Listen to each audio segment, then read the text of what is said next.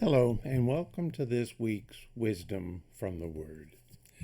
I want to continue in the Beatitudes today, and we're going to look at Matthew chapter 5, verse 4. It says, "Blessed are those who mourn, for they will be comforted." Now, it might seem like a contradiction to say that you are blessed when you mourn. Now, most of us during our lives have gone through situations where we've truly mourned, right? We've felt a loss of something or other, and it doesn't feel all that blessed. The word we translate here as mourn is a verb, which means that it's an action word. Something is taking place. And in this particular verse, what's taking place is that we're actively feeling sad. And Webster's dictionary defines mourning as to feel or express sorrow or grief. So we are actively in sorrow, we are actively grieving.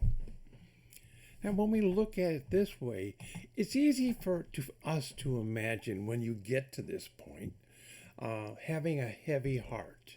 And you're feeling, like I said before, that loss. Now, neither of those feelings, a heavy heart or feeling a loss, really would have us thinking, you know what? I am blessed that I have felt this way. Which means if we don't think I'm blessed, then there is something else at work here other than just being lamenting and being sad, right? To be blessed, there's more there than just a feeling of sadness. The understanding in this verse is that, we're feeling a loss of something, but why we're feeling it is the key. We feel sorrow or sadness, or we feel like lamenting because we know we have caused God sorrow and mourning. Excuse me. The Bible Knowledge Commentary tells us we mourn over sin and despise it because we see sin the way God sees it, and we seek to treat it the way God does. In other words, the reason we're in this period of mourning, this sadness, this feeling of loss, is because we see the sins that we commit in the same way that God sees the sins that we commit. And because God hates sin, we hate it. We hate the fact that we've wronged God. The great news, though, is that Jesus in our verse today tells us that once we begin to view our sin the way God does, then we get comforted by the one we've wronged, by our Creator. Just think about that for a moment. Once we wrap our heads and our hearts around the sinful behavior that we've done, and once we begin to feel horrible for what we have made God feel, He comes in and brings us comfort. There's a blessing in the making, isn't it? Let me put this into human context so you get what's truly happening here.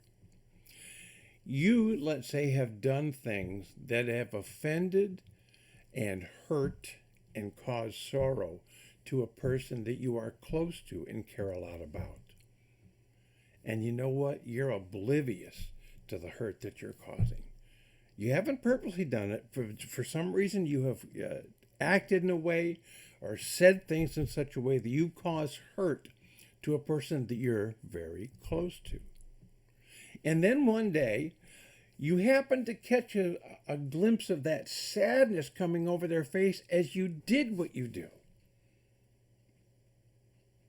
And all of a sudden, you're overcome with guilt and you feel terrible because you're just now putting together the fact that you have been doing these things or saying this type of things for a while now. And this person has been feeling this hurt because of you. So the person you've wronged sees your change of heart. They too can see a change in your countenance, your body language, whatever. And they not only forgive you for what you have done. But they come in and comfort you and help you to get past the sorrow and the mourning that you've gone through because you realize how badly you treated this person you were close to.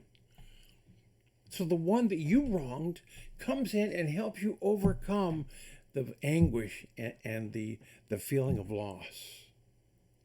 That is our God.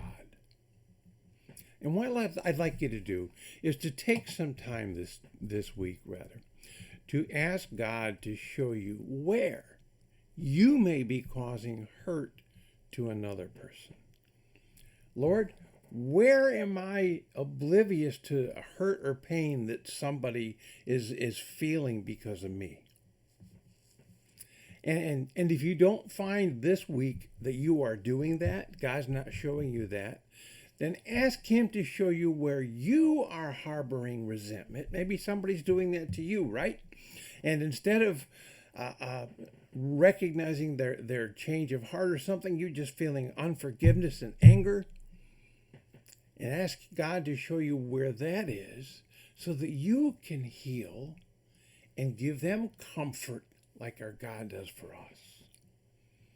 Now make sure that when you do this, you communicate forgiveness and a desire to heal your relationship. And may God comfort you and add his blessing to your day.